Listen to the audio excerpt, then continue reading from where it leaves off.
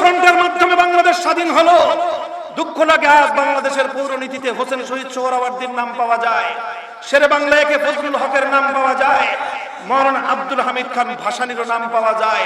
চোরার দল আমার দাদা মাওলানা আতাহার আলীর নাম কেটে দিয়েছে। ওগুলা সব হিসাব আমাদের কাছে আছে, জবাব চাইব। ফতোয়ার মধ্য দিয়ে শুরু হয়েছিল স্বাধীনতা যুদ্ধ ইংরেজদের বিরুদ্ধে, শুরু হলো স্বাধীনতার সংগ্রাম। 1831 সালে বালাকোটের রণাঙ্গনে স্বাধীনতার জন্য যুদ্ধ করলেন, রক্ত দিলেন সৈয়দ আহমদ শহীদ রহমতুল্লাহি আলাইহি। 1857 সালে সিপাহী বিদ্রোহ হলো, শাহবাগের রণাঙ্গনে রক্ত দিলেন হাফেজ জামান শহীদ রহমতুল্লাহি আলাইহি। 1920 সালে তাহরিকের নির্মাণ হলো, মালটার আন্দামান দ্বীপে কারাগারে বন্দী হলেন শেখুল হিন্দ মাহমুদ হাসান দেওবন্দি রহমতুল্লাহি আলাইহি। 1927 সালে অসহযোগ আন্দোলনের ঘোষণা আসলো, তারকে মুওয়ালাতের ঘোষণা দিলেন শেখুল হিন্দ মাহমুদ হাসান দেওবন্দি রহমতুল্লাহি আলাইহি। 1947 সালে ইংরেজদেরকে বিতাড়িত করে ভারতবর্ষকে মুক্ত আর স্বাধীন করা হলো। সেই স্বাধীনতা যুদ্ধে বিজয় করবার পর পশ্চিম পাকিস্তান, পূর্ব পাকিস্তান, মুসলমানদের দুই ভূখণ্ডে স্বাধীনতার পতাকা উত্তোলন করেছিলেন মামুনুল হক সাহেবের বাপের দুই উস্তাদ। মনে করি এটা আমার আল্লাহ পাক রব্বুল আলামিনের রহমতের ফসল। আল্লাহর খাস রহম হয়েছে এই জনতার উপর, আল্লাহ পাকের রহমত নাজিল হয়েছে এই জনপদের উপর। কারণ এই জনপদের মানুষ আল্লাহর কোরআনকে ভালোবাসে, এই জনপদের মানুষ ইসলামকে ভালোবাসে, এই জনপদের মানুষ বিপদে আপদে সর্ব অবস্থায় আল্লাহ পাক রব্বুল আলামিনের কুদরত এবং আল্লাহর শক্তির উপর তারা আস্থা এবং অবিচল বিশ্বাস রাখে। এবং এটা আমরা বিশ্বাস করি, আল্লাহর উপর আস্থা, বিশ্বাস এবং ইয়াকিনের মাধ্যমে আমরা যে সুফল লাভ করেছি, আগামী দিনে আমাদের ঈমান আরো মজবুত এবং দৃঢ় হবে ইনশাআল্লাহ। যে আল্লাহ আমাদেরকে বিপদ থেকে রক্ষা করেছেন, ভবিষ্যতেও তিনি আমাদেরকে রক্ষা করবেন ইনশাআল্লাহ। মুহতারাম হাজিরিন, কথা লম্বা বলবো না।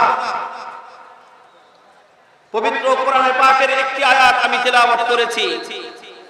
আমাদের বিতর্ক একটা জায়গায়, আমাদের বিতর্ক একটা জায়গায়, আমাদের কথা এবং আমাদের প্রতিবাদ একটা পক্ষের বিরুদ্ধে।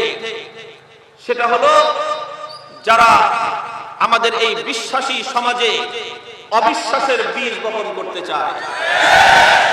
আমাদের এই বিশ্বাসের সমাজে যারা অবিশ্বাসের ভাইরাস ছড়িয়ে দিয়ে আমাদের সমাজটাকে সংক্রমিত করতে চায়, কলুষিত করতে চায়, আমাদের কথা, আমাদের মিশন, আমাদের বক্তব্য, আমাদের পথ চলা তাদের বিরুদ্ধে। অবিশ্বাসী কারা? অবিশ্বাসী হলো তারা যাদেরকে আমরা নাস্তিক বলে চিনি। নাস্তিক্যবাদের বিরুদ্ধে আমাদের সংগ্রাম। নাস্তিক্যবাদ কাদের কোন জিনিসকে বলা হয়? নাস্তিক্যবাদ সম্পর্কে মানুষের সাধারণ ধারণা হলো যে নাস্তিক হলো তারা যারা শুধু আল্লাহ রাব্বুল আলামিনের অস্তিত্বকে অস্বীকার করে। নাস্তিক শুধু আল্লাহর অস্তিত্বকে অস্বীকারকারী নাস্তিক নয়। নাস্তিক্যবাদের মূল কথা যেটা, সেটা হলো নাস্তিক্যবাদ মানে আসলে সুবিধাবাদ। সাধারণ যে বক্তব্য যে নাস্তিকরা তারা কোন সৃষ্টিকর্তায় বিশ্বাস করে না, তাদের কোনো মাবুদ নাই, তাদের কোনো উপাস্য নাই, এজন্য তাদেরকে নাস্তিক বলা হয়। কিন্তু আল্লাহর কোরআন নাস্তিকদেরকে একটু ভিন্ন ভাবে তাদেরকে পরিচয় করিয়ে দিয়েছে।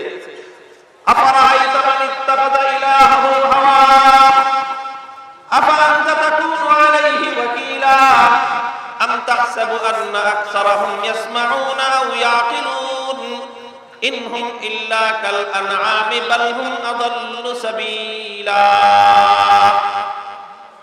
আল্লাহ বলছেন, হে নবী, দেখবেন কিছু মানুষ তারা রব মানে না, আল্লাহকে ইলাহ বলে মানে না, আল্লাহকে তারা তাদের মাবুদ বলে, উপাস্য বলে স্বীকার করে না।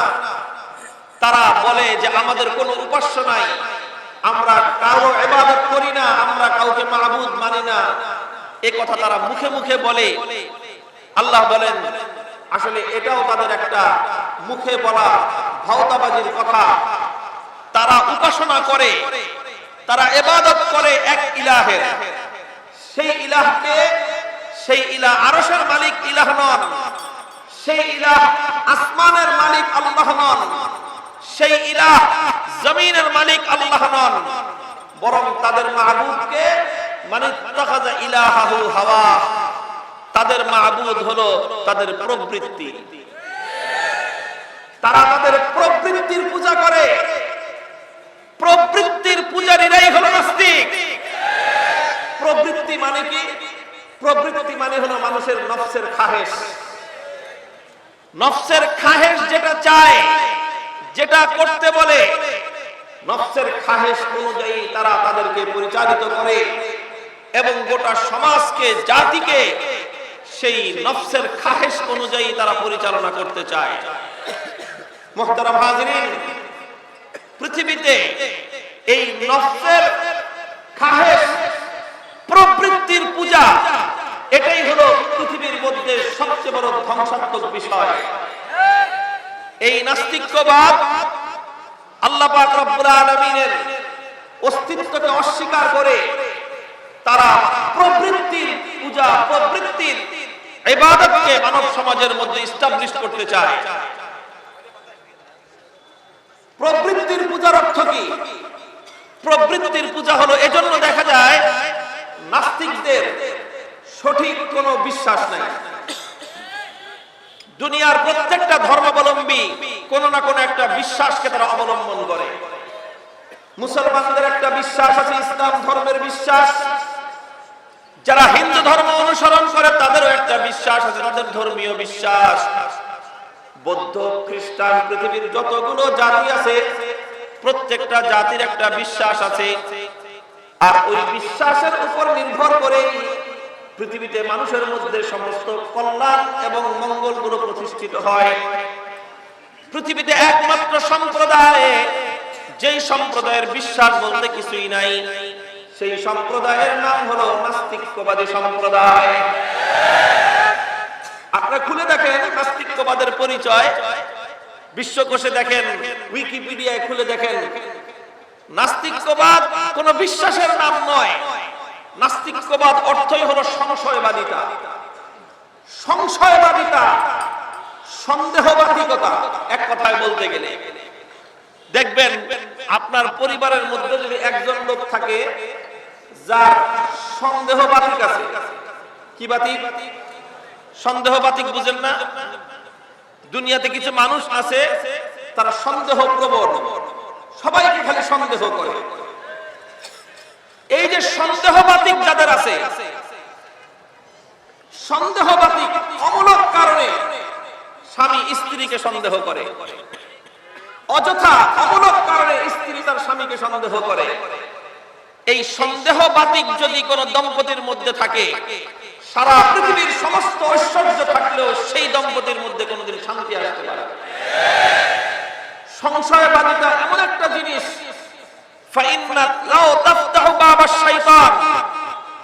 সন্দেহবাদিকতা, সংশয়বাদিতা পৃথিবীতে অকল্যাণ জন্ম দেয়।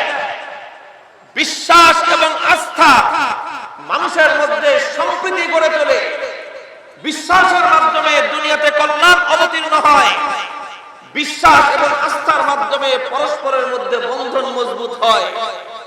সংশয়বাদিতার মাধ্যমে পৃথিবীতে সমস্ত আস্থা, সমস্ত সুসম্পর্কগুলো ধ্বংস হয়ে যায়।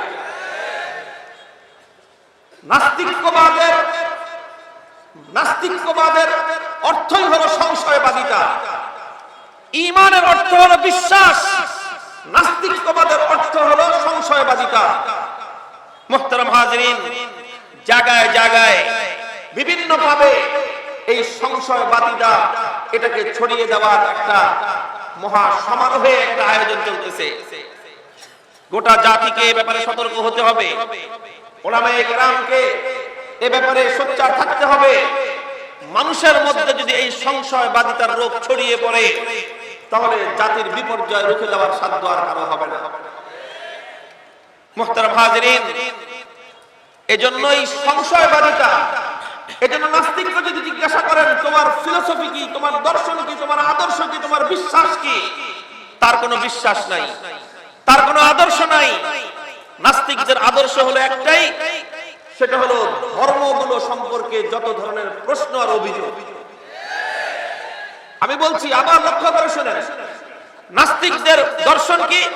ইসলাম সম্পর্কে 15টা অভিযোগ, হিন্দু ধর্ম সম্পর্কে কতগুলো অভিযোগ, বৌদ্ধ ধর্ম সম্পর্কে কতগুলো অভিযোগ, সব ধর্ম বিশ্বাসের ব্যাপারে তাদের অভিযোগ। তোমার বিশ্বাস কি? আমার কোনো বিশ্বাস নেই।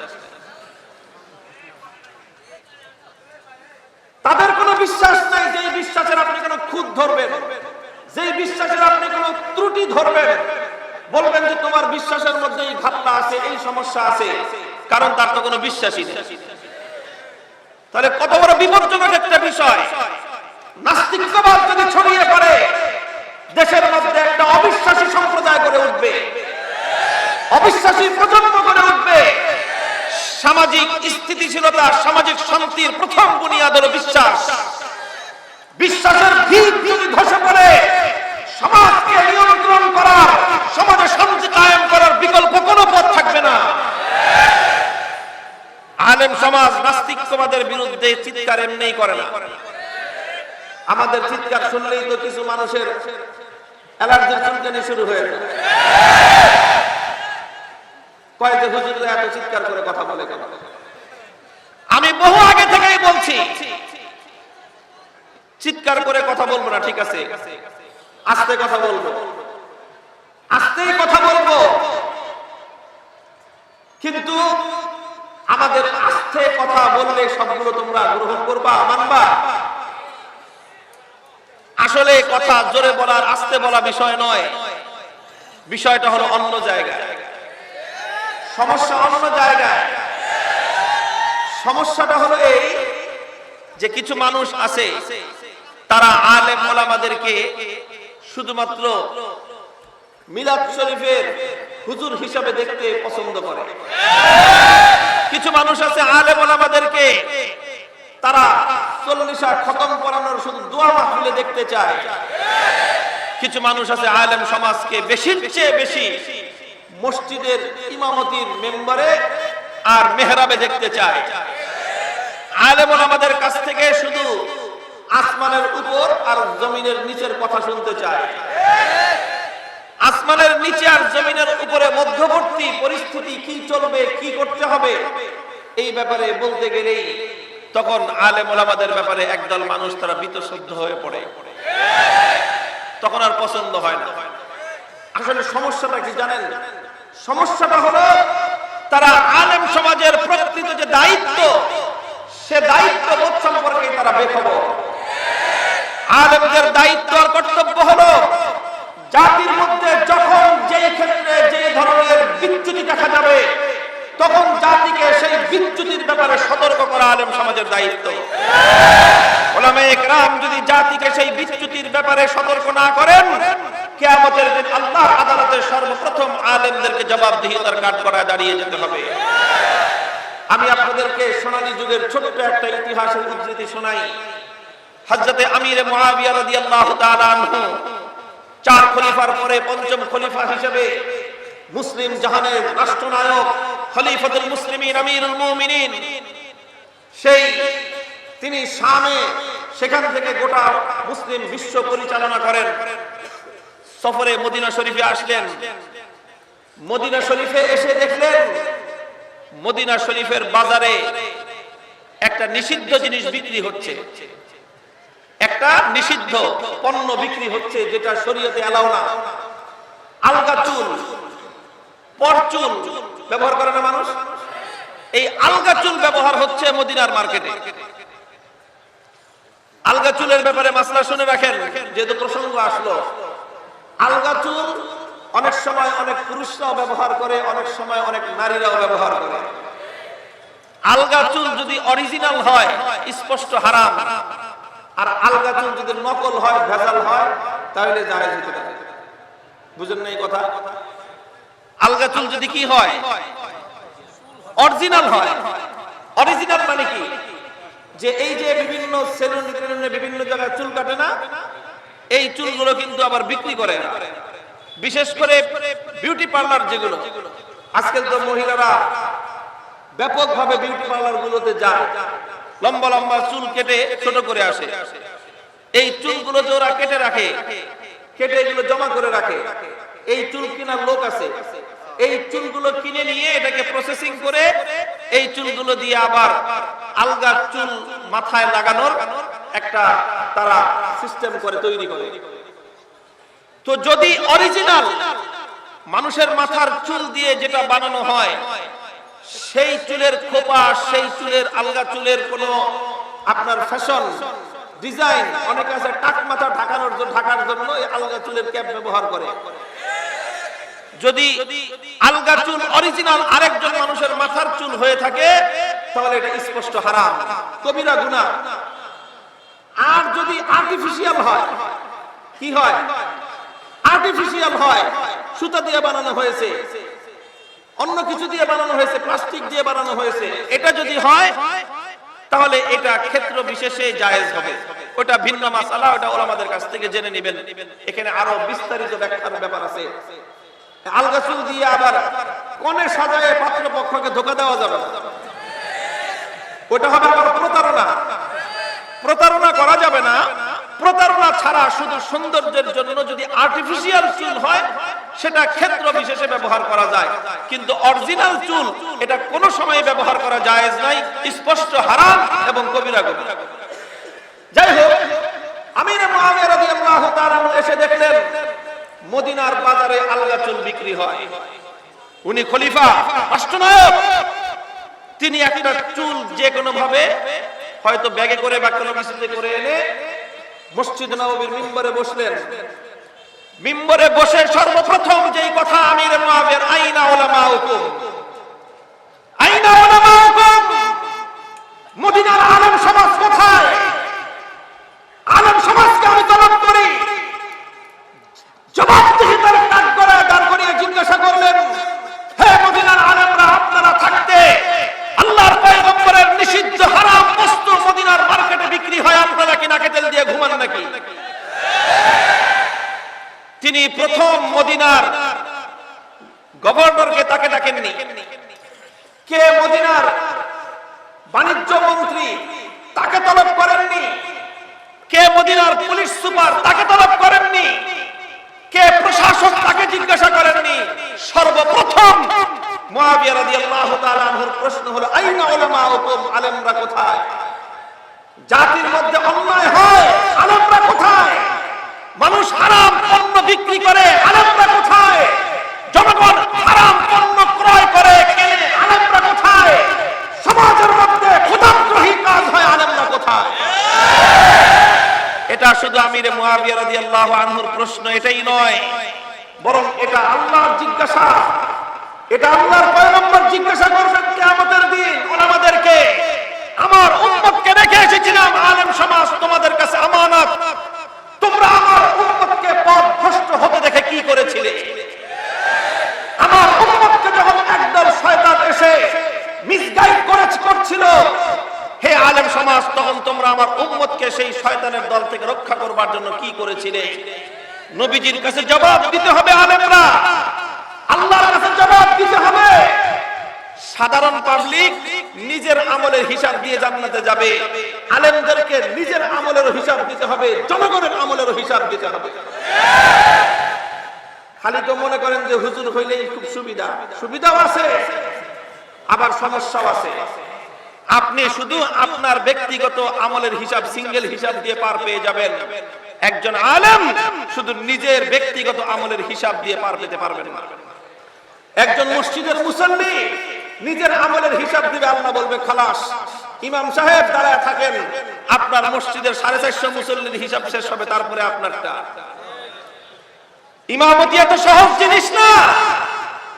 আপনারা আমাদেরকে সার্কুলার পাঠিয়ে দেন, এটা গাইতে হবে, ওটা গাইতে হবে, মসজিদের মিম্বরে বসে। আপনারা কি জানেন যে আপনার সার্কুলার অনুযায়ী আমি আজকে বক্তব্য দিলে কিয়ামতের দিন আমার জানালা দরবারে দাঁড়িয়ে জবাব দিতে হবে? আমি কেন বলেছিলাম?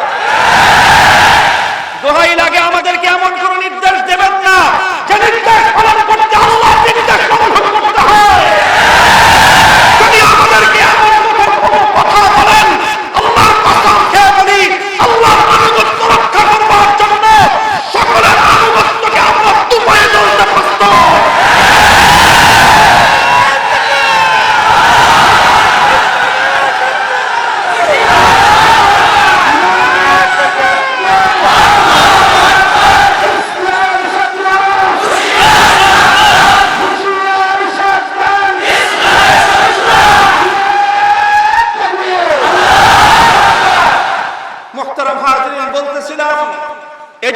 জাতির মধ্যে যখন আমরা দেখি নাস্তিক্যবাদের ছড়াছড়ি, আমরা যখন দেখি বিভিন্ন ভাবে আমাদের কোমলমতি সন্তানদেরকে, আমাদের নেক্সট জেনারেশন, আগামী প্রজন্মকে নাস্তিক্যবাদ, সংশয়বাদিতার দিকে ধাবিত করবার একটা কুটিল ষড়যন্ত্র চলছে, তখন ওলামায়ে কেরাম মুখ বুজে নীরবে সবকিছু সহ্য করতে পারেন না। কথা বলতে হয়, কখনো কখনো চিৎকার করতে হয়। কয় হুজুর, ইসলাম কি এরকম? কি আশ্চর্য লাগে, একজন মানুষ হুজুরদের উপর খুব খেপছে। কেন? হুজুররা সিংহাসনে বসে, পিছন দিয়ে বলে আবার একজন বাতাস করে, খুব সমস্যাও না। হুজুরদেরকে বাতাস করে কেন? হুজুররা এরকম আলিশান চেয়ারে বসছে কেন? খুব সমস্যা না আপনার? হুজুরদেরকে বাতাস করে কেন জানেন? আমরা এক একজন ছাত্র, আমরা যারা মাদ্রাসা শিক্ষকতা করি, আরে আমি তো সেদিন আল্লামা নূর হোসেন কাসেমী রাহিমাহুল্লাহ ওনার হুইল চেয়ার ঠেলাটাকে নিজের জন্য অহংকার আর গৌরব মনে করেছি। এখনো সুযোগ পেলে আল্লামা জুনায়েদ বাবুনগরের জুতা নিয়ে আমরা হাঁটি, ওনার জুতা নিজের পায়ের উপর তুলতে পারাটাকে নিজেদের জন্য গৌরব আর সৌভাগ্য মনে করি। আমি যখন আমার ওস্তাদকে সম্মান করি, শ্রদ্ধা করি, আমি যখন আমার ওস্তাদকে খেদমত করি, আমি যখন আমার ওস্তাদের সেবায় নিয়োজিত হই, তখন আমার ছাত্রকে বলতে হয় না, সে আমাকে দেখেই আমার খেদমতে উদ্বুদ্ধ হয়। আমি আমার ওস্তাদের খেদমত করি, আমার ওস্তাদ হলো 10 জন বা 100 জন, আমার ছাত্র হলো 10,000। আমি 100 জনের খেদমত করি, 10,000 আমার খেদমত করে। আমি 100 জনকে বাতাস দেই, 10,000 আমাকে বাতাস দেয়। তোমরা তোমাদের গুরুজনদেরকে সম্মান করো, তবে আলহামদুলিল্লাহ আমাদের মতো তোমরা গুরুজনদের সেবা এবং খেদমত করো। তোমরা সম্মান পর্যন্ত সীমাবদ্ধ থাকো, এজন্য তোমাদের ছোটরা সর্বোচ্চ তোমাদেরকে সম্মান করে, সেবা করে না। আর আমরা আপনাদেরকে শুধু শোনানোর জন্য বলি, আমি তো জন্ম নিয়েছি বাংলাদেশে কোনো অক্ষত পরিবারে না। কি বলেন? শাইখুল হাদিস আল্লামা আজিজুল হক রাহমাতুল্লাহি আলাইহির পরিবারে জন্ম নেওয়া সন্তান আমি। এটা আমার আগে বয়ান করে গেলেন আল্লামা মাহফুজুল হক সাহেব, আমার বড় ভাই। আমরা হিফজ পড়েছি একজন উস্তাদের কাছে, অন্ধ হুজুর ছিলেন, অন্ধ। শাইখুল হাদিস রাহমাতুল্লাহি আলাইহি শুধু দিনের দিক থেকেই বড় ছিলেন তা নয়, পৈতৃক সূত্রে তিনি ধনী মানুষ ছিলেন, সম্পদশালী মানুষ ছিলেন। শাইখুল হাদিসের বাবা, আমার দাদা হাজী এরশাদ আলী, তিনি একজন সেই ব্রিটিশ আমলের প্রতিষ্ঠিত ব্যবসায়ী ছিলেন। আমার বাপ শাইখুল হাদিস রাহমাতুল্লাহি আলাইহি যখন বুখারী শরীফ অনুবাদ করেন, তখন পূর্ব পাকিস্তানের সবচেয়ে বড় কাগজের ডিলার ছিলেন। তিনি সবচেয়ে বড় ইম্পোর্টার ছিলেন কাগজের। সারা হোল এই ইস্ট পাকিস্তানে, সারা বাংলাদেশের সমস্ত কাগজ আমার বাবার দোকান থেকে মানুষ কিনে নিয়ে যেত। সেই আমার বাবা যখন দেওবন্দে পড়াশোনা করেন, এটা হলো 1940 সালের ঘটনা বলতেছি। কত? 40 সালের ঘটনা। আমার দাদা তার সন্তানকে দেওবন্দে পাঠাইছে। দেশের পড়া শেষ হওয়ার পরে যে যা দেওবন্দে যে পড়ে আসো, ভারতে যাও, বড় বড় হুজুরদের কাছে পড়ে আসো। তখন তো এক দেশ, ব্রিটিশ। তো এখান থেকে তিনি তার সন্তানের জন্য টাকা পাঠাতেন প্রতি মাসে। কত টাকা পাঠাতেন আমি আমার বাবার মুখে আমরা শুনেছি, সব ভাইয়েরা। আমার দাদা খবর নিছে গোটা আশপাশ এলাকার মধ্যে যে এমন কে আছে যার সন্তান বিলাতে পড়ে। বিলাত বুঝেন? ওই সময় লন্ডনকে বিলাত বলতো, যারা প্রবীণ তারা জানেন। লন্ডনকে বিলাত বলতো। খবর নিছেন, ওই সময় মানুষ ব্যারিস্টারি পড়তে বিলাতে যেত। খবর নিছে আমার দাদা 14 গোষ্ঠীর মধ্যে যে কে আছে এরকম যার সন্তান বিলাতে পড়ে, লন্ডন। তো পাইছে এরকম একজন, যে গেছে জিজ্ঞেস করছে, তুমি যে তোমার ছেলেরে লন্ডনে পাঠাইছো ব্যারিস্টারি পড়াইতে, মাসে কত টাকা পাঠাও? তো বলছে মাসে 50 টাকা হলেই আনা। ওই সময় তো ব্রিটিশ আমল, আজ থেকে 80 বছর আগের কথা বলতেছি। 80 বছর আগে 50 টাকা হলে রাজার হালে চলতে পারে। আমার দাদা এসে সিদ্ধান্ত নিয়েছে আমি আমার সন্তানকে মাওলানা হওয়ার জন্য প্রতি মাসে 100 টাকা পাঠাবো। 100 টাকা করে প্রতি মাসে রেজিস্ট্রি ডাকে পাঠাতেন, নরমাল ডাকে না। আজিজুল হকের নামে যখন 100 টাকা নিয়ে যেত দেওবন্দের পোস্ট অফিস, এটার মধ্যে হালচাল হয়ে যেত যে 100 টাকা পাঠায় এটা কোন শিল্পপতি, কোন বাপের বেটা। একটা মানুষের তখন চলার জন্য মাসে 5 টাকা যথেষ্ট ছিল। একদম সাবলীল ভাবে 5 টাকা দিয়ে ভালো ভালো বড় লোক এবং আপনার ফ্যামিলির যারা ধনাঢ্য ফ্যামিলির ছেলেরা অনেকেই পড়াশোনা করতো। মাসে কত খরচ? 5 টাকা। ওই যুগে আমার দাদা তার সন্তানের জন্য পাঠাইতেন 100 টাকা। 100 টাকার প্রয়োজন আছে এই জন্য না, তার মনের মধ্যে একটা কথা ছিল, ইলমে দ্বীনের প্রতি একটা আজমত ছিল যে তুই বেটা তোর সন্তানকে যদি ব্যারিস্টারি পড়াইতে 50 টাকা দিতে পারোস, আমি আমার সন্তানকে কোরআন হাদিস পড়ানোর জন্য 100 টাকা দিতে। সেই বাপের ঘরে জন্ম নিয়েছি। আমার বাপ যখন ঢাকায় মাদ্রাসায় পড়তে আসছে, মাদ্রাসায় বড়বাটরা মাদ্রাসায় পড়তে আসছে, আমার দাদা বলছে, বাড়ি ছিল ব্রাহ্মণবাড়িয়া, ছেলে ঢাকায় থেকে পড়াশোনা করবে। শামসুল হক ফরিদপুরি, হাফিজ জি হুজুর, পীর জি হুজুর ওনারা ব্রাহ্মণবাড়িয়া থেকে ঢাকায় চলে আসছেন, ছাত্র হুজুরের সাথে ঢাকায় চলে আসছে। দাদা বলছে পোলা ঢাকায় থেকে পড়বে, কষ্ট হবে, বাড়ির মাদ্রাসার কাছে বাড়ি কিনছি। এই যে চকবাজার সোয়ারি ঘাটে আমার দাদার কেনা বাড়ি ছিল, আমার বাবা যেন বাড়ির থেকে মাদ্রাসার কাছাকাছি থেকে পড়াশোনা করতে পারে। এই গল্পগুলো গাল গল্প শোনানোর জন্য বলতেছি না, বলতেছি সেই বাবার ঘরে। তারপরে আমার বাবা নিজে এত বড় ব্যবসা করেছেন।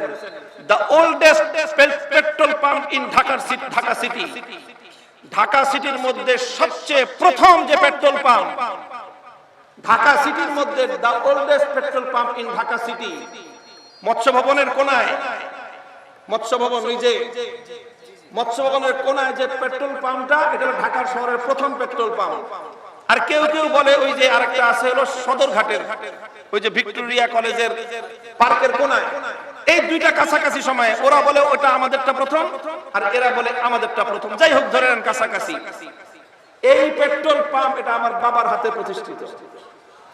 শাইখুল হাদিস রহমতুল্লাহ আলাইহির মালিকানাধীন পেট্রোল পাম্প হলো এই মৎস্য ভবনের কোনার পেট্রোল পাম্প। এই কথাগুলো বলতেছি, আমার বাবা একজন অন্ধ হাফেজ সাহেব ঠিক করলেন, মসজিদে থাকতেন, সব গিয়ে হুজুরের কাছে পড়তাম হিফজ। হুজুরের খাবার আমাদের বাসা থেকে যেত, খাবার অন্য কেউ নিলে চলতো না। আমরা পালাক্রমে ভাইরা মা বেড়ে দিতেন, আমরা ভাইরা নিজ হাতে নিয়ে হুজুরের কাছে খানা পৌঁছে দিতে হইতো। বলতো আমার আব্বা যে খাবার, হুজুরের খাবার নিজে দিয়ে আসবে নিজ হাতে। আমরা নিজেরা, আমি মাহফুজুল হক সাহেব, আমার বড় ভাই, আমরা নিজেরাই টিফিন ক্যারিয়ার করে হুজুরের বাসায়, হুজুরের ঘরে নিয়ে খাবার দিয়ে আসতাম। টিফিন ক্যারি ধুয়ে পরিষ্কার করে দিতাম। এখনো আমার মনে পড়ে, হুজুর এখানে সেখানে যেতে, অন্ধ মানুষ ছিলেন তো একজন সাথে ছাত্র নিতেন, অধিকাংশ সময় আমি থাকতাম। আমার কাঁধে হাত দিয়ে হুজুর চলতেন, আমি হুজুরকে সামনে নিয়ে হাঁটতাম। অনেক মানুষ, অনেকে তো বুঝতো না, অন্ধ মানুষ দেখে আবার সামনে দেখে ছোট একটা বাচ্চা টুপি পরা, হুজুরও টুপি পরা। তো সমাজে অনেকে করুণার দৃষ্টিতে দেখতো, অনেকে আমাদেরকে ভিক্ষার টাকা তুলে ধরতো, মনে করতো যে হুজুরের আমরা ভিক্ষা নামছি। বলতাম যে না ভাই, ইনি আমার উস্তাদ, ইনি আমার উস্তাদ। এইভাবে আমরা ওই ছোট্ট কাল থেকে, বয়স তখন আমার কত 7 বছর 8 বছর, 8 বছর বয়স থেকে ওস্তাদদের খেদমত করা শুরু করেছি। যখন 22 বছর হয় তখন দাওরায়ে হাদিস সম্পন্ন করেছি। শেষ পর্যন্ত আমরা খেদমত করি। শুধু এটা আমার গল্প না, আমাদের কওমি মাদ্রাসার প্রত্যেকটা ছেলের ইতিহাস এই। আমি 22 বছর পর্যন্ত আমার ওস্তাদের সেবা করেছি। এখন আমার ছাত্ররা আমার জুতা ধরবার জন্য জীবন দিতে প্রস্তুত।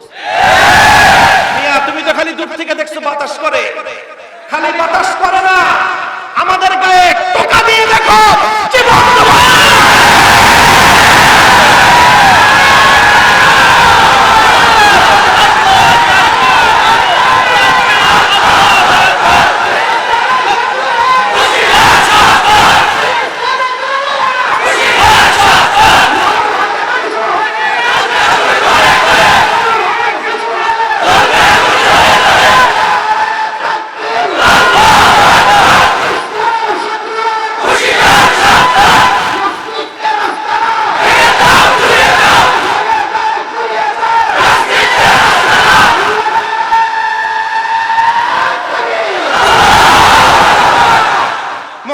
হাজিরিন, মূল সমস্যাটা কোথায় আমি আপনাদেরকে চোখে আঙুল দিয়ে দেখিয়ে দেই। সংকটটা আসলে কোথায়? সংকটটা হলো এই জায়গায়, তারা মনে করে আলেমরা থাকবে সমাজে করুণার পাত্র। এটা হলো মূল সমস্যা। তারা চায় আলেমরা থাকবে সমাজে করুণার পাত্র। তারা চায় আলেম সমাজ তাদের সামনে মাথা নত করে কথা বলবে, এটা চায়। আর কোনো সমস্যা নাই, সমস্যা এক জায়গাতে। তারা চায় আলেমরা এদেশে ভাড়াটিয়া হিসেবে থাকবে। হুজুররা থাকবে, কিন্তু হুজুররা কিভাবে থাকবে? হুজুররা সুর দিয়ে কথা বলবে। আর হুজুররা কি বলবে? হুজুররা কেঁদে কেঁদে কথা বলবে। আর কিভাবে? হুজুররা বেশির চেয়ে বেশি হাস্যরস করবে, মানুষকে বিনোদন দিবে। আপনি বিনোদন দেন, মাহফিলে বসে মানুষকে হাসান, কেউ আপত্তি করবে না। মাহফিলে বসে মানুষকে কাঁদান, কেউ আপত্তি করবে না। মাহফিলে বসে আপনি সুর দিয়ে কথা বলেন, কেউ বাধা দিবে না। সমস্যা কখন? যখন আপনি উচ্চ কণ্ঠে কথা বলবেন, তখনই আপত্তি। আল্লাহ রাসূল সাল্লাল্লাহু আলাইহি ওয়াসাল্লাম কিভাবে কথা বলতেন? অনেকে আবার জিজ্ঞেস করে, প্রশ্ন করে যে আল্লাহর নবী কি এভাবে কথা বলতেন? আমি প্রশ্ন করি, আচ্ছা আল্লাহর নবী যেভাবে কথা বলতেন ওইভাবে যদি কথা বলি, তাহলে তোমাদের আপত্তি নাই তো? নাই তো কার আপত্তি? আসেন আল্লাহর নবী কিভাবে কথা বলতেন হাদিস থেকে শুনে আমি আপনাদেরকে। আমার নবী যখন বয়ান করতেন, ইশতাদ্দা গাযাবুহু ওয়া আলা সাওতুহু ইয়াকুল সাব্বাহাকুম ওয়া মাসসাকুম কাআন্নাহু মুনযিরু জাইশিন, কাআন্নাহু মুনযিরু জাইশিন। আমার নবী যখন কথা বলতেন, নবীর চেহারার দিকে তাকালে মনে হতো রাগে ক্ষোভে নবীজি ফেটে পড়তেছেন। নবীজি যখন কথা বলতেন, গলার আওয়াজ উঁচু হয়ে যেত। আর আমার নবী এমন ভাবে মানুষকে কমান্ড করতে থাকতেন, মনে হতো কাআন্নাহু মুনযিরু জাইশিন, মনে হতো তিনি একজন কমান্ডার ইন চিফ, মনে হতো তিনি সেনা প্রধান। সামনে যারা বসে আছে তারা সব তার সৈনিক।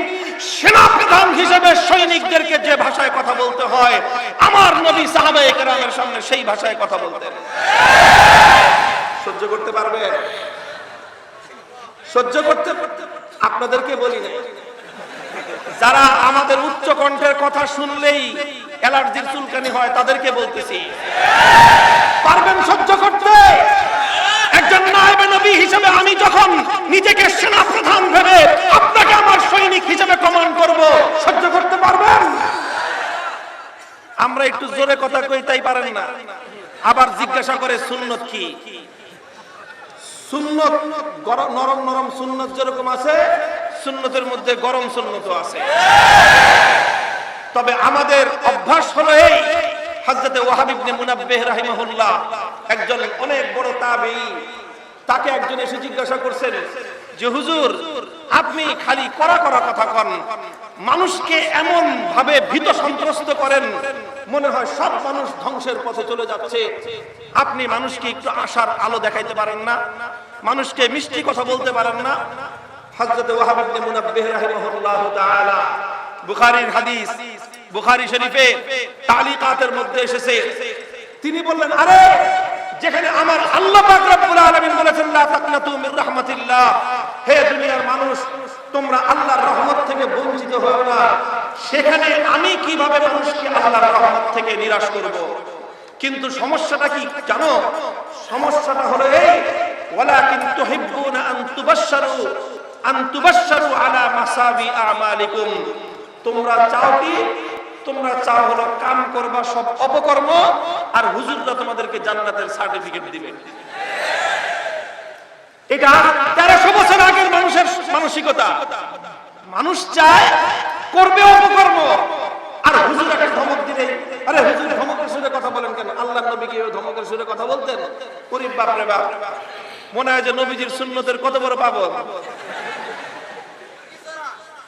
আল্লাহর নবী ধমকের সুরেও কথা বলতেন। আল্লাহর নবী নরম সুরে যেমন বলতেন, কান্না মাথা কণ্ঠে যেমন আল্লাহর নবী কথা বলতেন, আবার আমার নবী এমন কণ্ঠ শক্তভাবেও কথা বলতেন, এমন ভাষায় আল্লাহর নবী কথা বলতেন যেন নিজেকে একজন সেনা প্রধান মনে করে সৈনিকদেরকে যেভাবে কমান্ড করতে হয় সেভাবে আল্লাহর নবী কথা বলতেন। সব হুজুররাই তো নরম কণ্ঠে কয়, খালি এক মামুনুল হক আর 2-4 জন আছে, আমরাই তো কই। আমরা 2-4 জনকে যদি আপনাদের এত সমস্যা লাগে, তাহলে বুঝে দেখেন যে আসলে সত্যিকার ইসলাম মানতে আপনারা কতটা হীনমন্য। আল্লাহ পাক বুঝবার তৌফিক দান করেন। আমি একটা দৃষ্টান্ত দিয়েছিলাম যে আসলে সমস্যাটা কি। বাপ চাচা 2 জনে মিলে অ্যাসেট করছে, অনেক জায়গা আছে না, আমারও বাপ চাচা ওনারা 2 জনে মিলে ব্যবসা করতেন। পেট্রোল পাম্পও বাপ চাচা 2 জনে করেছেন। তারপরে লালবাগে বাড়ি কিনেছেন, 2 ভাই একসাথে জায়গা কিনেছেন, একসাথে বিল্ডিং করেছেন, দীর্ঘদিন ওনারা একসাথেই ছিলেন। তো এরকম একটু একটু একটু একটু মাইকের একটু খেয়াল করেন, মাইকের কোনোভাবে ব্যবস্থা করা যায় কিনা একটু। মুহতারাম হাজিরিন, তো মনে করেন আপনার বাপ চাচা 2 জনে মিলে জায়গা কিনেছেন, 2 জন মিলে বিশাল ইমারত তৈরি করেছেন, বিশাল বাড়ি বানিয়েছেন। এখন এই বাড়ির মধ্যে আপনার বাবার অর্ধেক হিস্সা, আপনার চাচারও অর্ধেক হিস্সা, ঠিক আছে? ঘটনা চক্রে হঠাৎ আপনাদের ভাই বোন, 4-5 ভাই বোন সব ছোট, ওই অবস্থায় হঠাৎ আপনার বাবা মারা গেছেন অ্যাক্সিডেন্ট করে। আপনারা তখন সব ছোট, কিছু বুঝেন না। এই সুযোগে আপনার চাচা তিনি ভাতিজারা ছোট থাকার কারণে সমস্ত সম্পত্তি নিজে গ্রাস করে নিছে, বাড়িটা দখল করে নিছে। এরকম 2-4টা দুর্ঘটনা ঘটে কি ঘটে না আমাদের সমাজে? আছে না নাই? তো চাচা তো বাড়ি দখল করে নিছে, এখন ভাতিজারা থাকবে কোথায়, কিভাবে থাকবে? পরে ভাতিজাদেরকে 2টা রুম দিছে যে তোরা এখানে থাক। ভাতিজারা 2 রুমে বিশাল আলিশান বাড়ি, 10টা ফ্ল্যাট, আর সেখানে ভাতিজাদেরকে নিচতলার কোণার 2টা রুম দিছে যে তোরা এখানে থাক। মাঝে মাঝে ওদেরকে কিছু টাকা পয়সাও দেয়, 2-4 বেলা খাওয়ায়। তো ভাতিজারা ছোটকাল থেকে এগুলো দেখে বড় হয়েছে যে আমাদের অভাব পড়লে চাচা আমাদেরকে 2 বেলা খাইতে দেয়, আমাদেরকে দয়া করে অনুগ্রহ করে 2টা রুম দিছে থাকতে।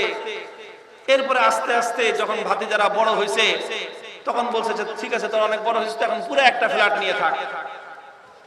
একটা ফ্ল্যাট দিয়ে দিছে থাকতে। এখন বলে তোরা তো এখন কামাই করস, কিছু কিছু ভাড়া দে। 4 ভাইয়ের কাছ থেকে ভাড়া রাখে। কয় যে ঠিক আছে, ভাড়া দিতে যদি সমস্যা হয় মাসে মাঝে মধ্যে 200-500 টাকা কম পড়লে কমই দিস, তোরা আমার ভাতিজা। তো 200-500 টাকা কমও দেয়। খুব খুশি এরা যে চাচা কত বড় মেহেরবান, আমাদের উপরে 500 টাকা ভাড়া কম নেয়। অন্য ভাড়াটিয়ারা মাসের 5 তারিখ ভাড়া না দিলেই তাদেরকে উঠাইয়া দেয়। আমরা 10 তারিখ পর্যন্ত দেরি করলে আমাদেরকে তেমন কিছু বলে না। তারা খুব কৃতজ্ঞ চাচার প্রতি। ঘটনা চক্রে 4 ভাইয়ের মধ্যে 1 ভাই কেমনে কেমনে কেমনে কেমনে সব ঘটনা জানছে যে এই বাড়ির অর্ধেকের মালিক কে। আর বাবা নাই, উত্তরাধিকার সূত্রে ছেলেরা হলো মালিক। বাড়িতে 10টা ফ্ল্যাট হিসাবে 4 ভাই 5 ফ্ল্যাটের মালিক। 5 ফ্ল্যাটের মালিক যেই বাড়িতে, ওই বাড়িতে দয়া করে তাদেরকে একটা ফ্ল্যাট দিতে থাকতে, তাও আবার ভাড়া নেয়। ভাড়া মাঝে মাঝে একটু কনসিডার করে। এই আচ্ছা বলেন, যেই ভাইটা এটা জানছে, জানার পরে তার আচরণটা কিরকম হবে, ওর কথাবার্তা কিরকম হবে? ওর তো এখন কথাবার্তা বদলে গেছে। চাচারা দেখলে গরম গরম কথা বলে। এখন বাকি 3 ভাই ওরে কয়, এই তুই এত জোরে জোরে কথা কস কেন? তোর কারণে তো আমরাও বিপদে পড়ি। কি বিপদে পড়ো তোমরা? কয় চাচাই আমগরে থাকতে দিছে বাসায়, চাচাই আমগরে ভাড়া কম নেয়, চাচাই আমগরে টাইম দেয়, মাসের 10 তারিখ হলেও কিছু কয় না, 500 টাকা কম দিলেও কিছু কয় না। তোর কারণে তো আমরাও বিপদে পড়ব। এখন বলেন, ও দুঃখ লুকাবে কোথায়? 5 তলা 5টা ফ্ল্যাটের মালিক আমি, আর আমার সেই 5 ফ্ল্যাটের জায়গায় 4 ভাইকে খুপড়ি ঘরের মতো 1 ফ্ল্যাটে রেখে তুমি আবার ভাব ধরছো যে আমাদেরকে অনেক অনুগ্রহ করো। 1 ভাই চিৎকার করে, বাকি 3 ভাই এসে ওর গলা চেপা ধরে যে তুই চিল্লাইস না, আমরা বিপদে পড়ব। আজ আমার অবস্থাটা হয়েছে বাংলাদেশ ওই অবস্থা। ভাবসাব এরকম মনে হয় এদেশের আলেম সমাজ কারো অনুগ্রহে বেঁচে আছে। দুঃখ লাগে, আমাদের আলেম সমাজের অনেক ভাইয়েরা আছে আছেন, এখন আমাকে নিয়ে ওনারা বিব্রত করা অবস্থা। আমার এই সবাই হুজুর আপনার দয়া লাগে, একটু আস্তে কথা বলেন। আস্তে কথা বলে কি হবে? কয় যে চাচাই যে আমাদেরকে ভাড়ায় কম নেয়, এই সুবিধাটা আমাদের হাত ছাড়া হবে না। ওলামায়ে কেরাম কথা শুনে রাখেন, এদেশে আমরা ভাড়াটিয়া হিসেবে থাকি না, এদেশের মালিকানা সূত্রে আমরা বসবাস করি। আমার এই কথা শুনে একটা গল্প মনে পড়ে গেল। কয়েকদিন আগে এই যে জিঞ্জিরায় ওই কেরানীগঞ্জের এক মসজিদের ইমাম একদিন এসে আমাকে বলতেছে যে হুজুর, আমার এক মুসল্লি আছে, একদিন এসে আমার কয় কি আপনার কথা, আগে তো আপনার নাম শুনে নাই, এই গত 1-1.5 মাস মামুনুল হক খুব শুনতেছে। তো আইসা আমাকে বলতেছে যে মামুনুল হক সাহেব এমন ভাবে কথা কয় মনে হয় যে দেশটা ওনাদের, খুব একটা অভিযোগ নিয়ে। তো লোকটা ওই ইমাম সাহেব বলল যে দেশটা ওনাদের মনে হয় ওনার কথায় না? কয় হ্যাঁ মনে হয় যে দেশটা ওনাদেরই। কয় আপনি মামুন সাহেবের পুরা বয়ান শুনছেন? কয় না, 2-4টা কথা শুনি, এমন গরম গরম কথা বলে মনে হয় দেশটা ওনাদের। কয় তাহলে এক কাজ করে, মামুন সাহেবের একটা বয়ান আছে, একটা আলোচনা আছে উপমহাদেশের স্বাধীনতা যুদ্ধে আলেম সমাজের ভূমিকা, এই আলোচনাটা শুনবেন 1.5 ঘন্টা। 1.5 ঘন্টা আলোচনা কষ্ট করে শুনছে লোকটা, কোনোদিন আলেম আমাদের ওয়াজটা শুনে না, আর আমার ওয়াজ তো শুনেই না। তো 1.5 ঘন্টার ওয়াজ শুনছে। আমার ওই 1.5 ঘন্টার ওয়াজের মধ্যে ইতিহাস ছিল 100-200 বছরের ইতিহাস। আমার ওই 1.5 ঘন্টার আলোচনা ইতিহাস ছিল যখন গোটা ভারতবর্ষকে ইংরেজরা গোলামীর জিঞ্জিরে আবদ্ধ করেছিল, সেই ইংরেজদের নাম পাশ থেকে বন্দিত্ব থেকে মুক্ত করবার জন্য সর্বপ্রথম যেই আলেমের অগ্নিঝরা কণ্ঠে স্বাধীনতার ঘোষণা উচ্চারিত হয়েছিল, সেই নেতা কোন নেতা ছিলেন না, সেই ব্যক্তি কোন রাজনৈতিক নেতা ব্যক্তি ছিলেন না, তিনি ছিলেন একজন আলেম, তিনি ছিলেন উপমহাদেশের সর্বশ্রেষ্ঠ হাদিস বিশারদ শাহ আব্দুল আজিজ মুহাদ্দিস দেহলভী রাহমাতুল্লাহ আলাইহি, যিনি ফতোয়া দিয়েছিলেন। কি ফতোয়া? ইংরেজদের বিরুদ্ধে স্বাধীনতা যুদ্ধ করা ফরজ। ফতোয়ার মধ্য দিয়ে শুরু হয়েছিল স্বাধীনতা যুদ্ধ ইংরেজদের বিরুদ্ধে। শুরু হলো স্বাধীনতার সংগ্রাম। 1831 সালে বালাকোটের রণাঙ্গনে স্বাধীনতার জন্য যুদ্ধ করলেন, রক্ত দিলেন সৈয়দ আহমদ শহীদ রহমতুল্লাহ আলাইহি। 1857 সালে সিপাহী বিদ্রোহ হলো, শামীমের রণাঙ্গনে রক্ত দিলেন হাফেজ জামান শহীদ রহমতুল্লাহ আলাইহি। 1920 সালে তাহরিকের নির্মাণ হলো, মালটার আন্দোলন দ্বীপে কারাগারে বন্দী হলেন শাইখুল হিন্দ মাহমুদ হাসান দেওবন্দি রহমতুল্লাহ আলাইহি। 1927 সালে অসহযোগ আন্দোলনের ঘোষণা আসলো, তারকে মুওয়ালাতের ঘোষণা দিলেন শাইখুল হিন্দ মাহমুদ হাসান দেওবন্দি রহমতুল্লাহ আলাইহি। 1947 সালে ইংরেজদেরকে বিতাড়িত করে ভারতবর্ষকে মুক্ত আর স্বাধীন করা হলো। সেই স্বাধীনতা যুদ্ধে বিজয় করবার পর পশ্চিম পাকিস্তান, পূর্ব পাকিস্তান, মুসলমানদের 2 ভূখণ্ডে স্বাধীনতার পতাকা উত্তোলন করেছিলেন মামুনুল হক সাহেবের বাপের 2 ওস্তাদ।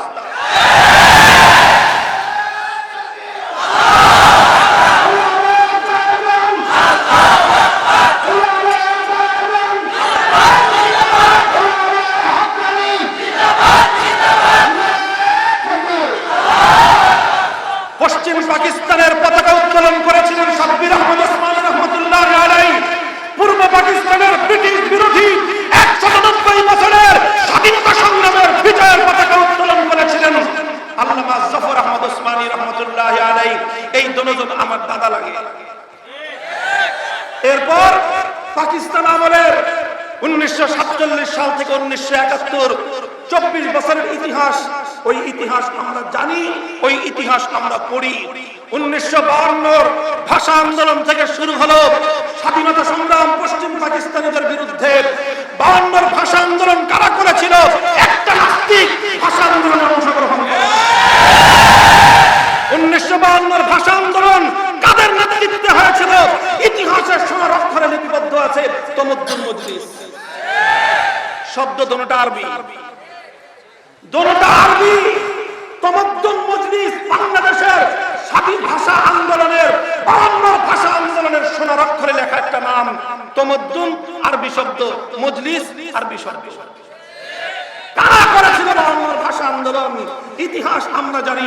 শহীদ হয়েছিল তারা, আবুল বরকত, রফিকুল ইসলাম, আব্দুল জব্বার, আব্দুল সালাম, চারজন মুসলমান মায়ের মুসলিম সন্তান বুকের তাজা রক্ত দিয়ে 1952 বাংলা ভাষার মর্যাদা কেড়ে এনেছিল। আসেন 1954 সালে যুক্ত ফ্রন্ট গঠিত হয়েছিল, যেই যুক্ত ফ্রন্টের ইশতেহার অনুযায়ী 1971 বাংলাদেশ স্বাধীন হয়েছিল। 54 যুক্ত ফ্রন্ট কারা গঠন করেছিল? 4 নেতা ছিল। 4 নেতা। কয় নেতা? বঙ্গবন্ধু তখনও শীর্ষ নেতা না, তিনি তখন দ্বিতীয় সারির নেতা, ইয়াং লিডার, যুবক। বঙ্গবন্ধুর নেতা ছিলেন হোসেন শহীদ সোহরাওয়ার্দী, শেরেবাংলা একে ফজলুল হক তারা।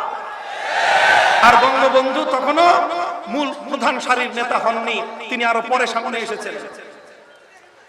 এই যে যুক্ত ফ্রন্ট হলো, যেই যুক্ত ফ্রন্টের ঘোষণার ভিত্তিতে পরবর্তীতে 1969 গণ অভ্যুত্থান হয়েছিল, 70 নির্বাচন হয়েছিল, 71 স্বাধীনতা অর্জিত হয়েছিল। সেই 54 যুক্ত ফ্রন্টের 4 নেতার নাম জানেন? 4 নেতা যুক্ত ফ্রন্টের ইতিহাস ছাড়া, এই যে যারা ইতিহাস পড়ো, পৌরনীতি পড়ো, বাংলাদেশের ইতিহাস পড়লে তুমি দেখবা বাংলাদেশের স্বাধীনতার পাকিস্তান আমলের 24 বছরের ইতিহাসের মধ্যে যুক্ত ফ্রন্টের ইতিহাস ছাড়া বাংলাদেশের স্বাধীনতার ইতিহাস পূর্ণ হয় না। যুক্ত ফ্রন্ট কি হয়েছিল? যুক্ত ফ্রন্ট কি জিনিসের নাম? বাংলাদেশের 4টা দল পূর্ব পাকিস্তানের ঐক্যবদ্ধ হয়েছিল। 4 দলের 4 জন নেতা ছিলেন। কারা ছিলেন তারা? 2 জন মিস্টার, 2 জন মৌলভী। 2 জন মিস্টার, কথা বলেন না কেন? 2 জন মিস্টার, 2 জন মৌলভী। মিস্টার 2 জন, শেরেবাংলা একে ফজলুল হক, হোসেন শহীদ সোহরাওয়ার্দী। 2 জন মিস্টার, 2 জন মৌলভী, মাওলানা আব্দুল হামিদ খান ভাসানী, হযরত মাওলানা আতহার আলী রহমাতুল্লাহ। আতহার আলী কে চিনো? আমার দাদা। মাওলানা আতহার আলী আমার বাবার উস্তাদ। মাওলানা আতহার আলী আমার শায়েখ মাওলানা আশরাফ আলী সাহেবের উস্তাদ। তাহলে 1954 যুক্ত ফ্রন্ট করলো আমার দাদায়। সেই যুক্ত ফ্রন্টের মাধ্যমে বাংলাদেশ স্বাধীন হলো। দুঃখ লাগে আজ বাংলাদেশের পৌরনীতিতে হোসেন শহীদ সোহরাওয়ার্দীর নাম পাওয়া যায়, শেরেবাংলা একে ফজলুল হকের নাম পাওয়া যায়, মাওলানা আব্দুল হামিদ খান ভাসানীর নাম পাওয়া যায়। সোরার দল আমার দাদা মাওলানা আতহার আলীর নাম কেটে দিয়েছে। ওগুলা সব হিসাব আমাদের কাছে আছে, জবাব চাইবো। তুমি যদি ইতিহাস লেখো, যুক্ত ফ্রন্টের 3 নেতার নাম লিখবা, 4 দলীয় জোটের 4র্থ নেতার নাম জাতি জানতে চায়। ওই কথা বলতে তোমাদের মুখের মধ্যে কুলুপ এঁটে থাকে, কারণ মাওলানা আতহার আলীর নাম মুখে উচ্চারণ করতে তোমরা লজ্জা বোধ করো। মুহতারাম হাজিরিন, এই সব স্বাধীনতার ইতিহাস যখন আমার কাছ থেকে শুনছে 1.5 ঘন্টার আলোচনা, এরপরে আইসা ওই লোক ইমাম সাহেব কয় ঠিকই তো কয়, উনি তো ঠিকই কয়। এই দেশটাকে, এই দেশটা শুধু পশ্চিম পাকিস্তানিদেরকে বিতাড়িত করেই স্বাধীন হয় নাই। এই দেশ স্বাধীনতা অর্জন করার পিছনে 3টা আধিপত্যবাদী শক্তির বিরুদ্ধে লড়তে হয়েছে। কয়টা? 3টা আধিপত্যবাদী শক্তির বিরুদ্ধে লড়াই করে তবে বাংলাদেশ স্বাধীন হয়েছে। এমনি কবিতা হয় নাই। সাবাস বাংলাদেশ, সাবাস বাংলাদেশ, এ পৃথিবী অবাক তাকিয়ে রয়, জ্বলে পুড়ে মরে সরকার তবু মাথা নোয়াবার নয়। এমনি 3টা আধিপত্যবাদী শক্তির বিরুদ্ধে লড়াই করেছে আমার এ মাটির সন্তানেরা। প্রথম আধিপত্যবাদ, ব্রিটিশ বিরোধী 190 বছরের মুক্তির সংগ্রাম। দ্বিতীয় আধিপত্যবাদ, কলকাতার দাদাবাবুদের বিরুদ্ধে বঙ্গভঙ্গের নামে এই পূর্ববঙ্গের মুসলিম নেতৃবৃন্দ স্যার সলিমুল্লাহ, শেরেবাংলা ফজলুল হক, হোসেন শহীদ সোহরাওয়ার্দী, বঙ্গবন্ধু শেখ মুজিবুর রহমান সকলে মিলে আন্দোলন করে বঙ্গভঙ্গ করে কলকাতার বিরুদ্ধে রুখে দাঁড়িয়ে পূর্ববঙ্গকে তারা মাথা উঁচু করে দাঁড় করাবার চেষ্টা করেছিলেন। মুহতারাম হাজিরিন, দ্বিতীয় আধিপত্যবাদ হলো কলকাতার দাদাবাবুদের আধিপত্যবাদ। কটা গেল? 3 নম্বর হলো পশ্চিম পাকিস্তানি খান পাঠানদের আধিপত্যবাদ। 3 আধিপত্যবাদের বিরুদ্ধে লড়াই করেছি আমরা। তিন জুলুম শোষণের বিরুদ্ধে লড়াই করেছি আমরা, এরপরে দেশটা মুক্ত এবং স্বাধীন হয়েছে আলহামদুলিল্লাহ। তিনটা আধিপত্যবাদ বিরোধী লড়াইয়ে আমাদের পূর্বপুরুষরা সামনের কাতারে থেকে রক্ত দিয়েছেন, জীবন দিয়েছেন, সন্তানদেরকে ইয়তীম বানিয়েছেন, স্ত্রীদেরকে বিধবা বানিয়েছেন, মায়ের কোল খালি করেছেন, অকাতরে জীবন দিয়েছেন, জাতির সঙ্গে গাদ্দারি করেন না।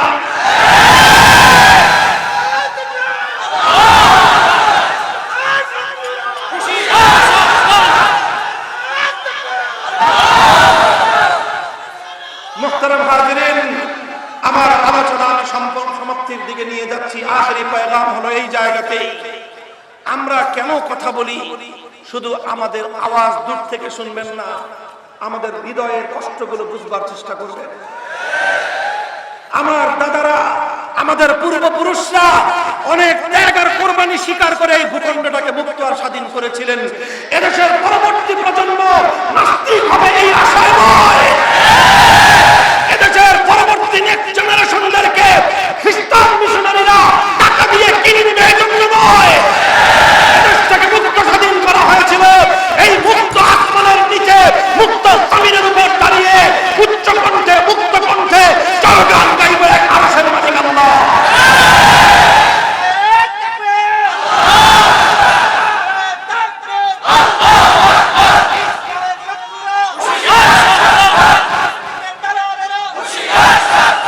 দেশ নিয়ে স্বাধীনতা নিয়ে কিছু কইলে কয় যে হুজুর এই সব ওয়াজ আপনারা করেন কেন, আর না কইলে কয় কি যে হুজুর দেশ প্রেমের কথা কয় না। বললে বলে রাজনীতি করেন, না বললে বলে দেশ প্রেম নাই। যাব কোথায়? সমস্যার সমাধানের জায়গায় আলেম ওলামারা যারা আমাদের উপরে বিরক্ত, মাপ চাই, মাপ চাই। আমি ভারতীয় হিসেবে কারো সঙ্গে আচরণ করতে পারবো না।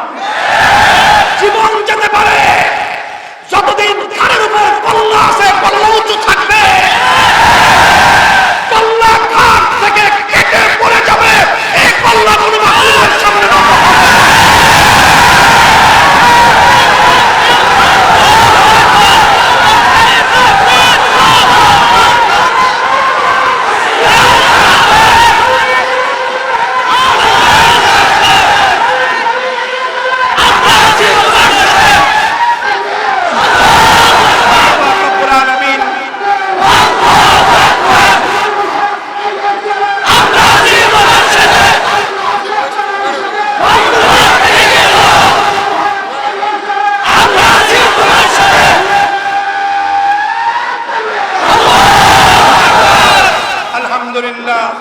ইসলাম নিয়ে, দেশের মানুষের ভালোবাসা নিয়ে, জাতির প্রতি দায়িত্ব কর্তব্য বোধ নিয়ে দাঁড়িয়ে আছি মাথা উঁচু করে।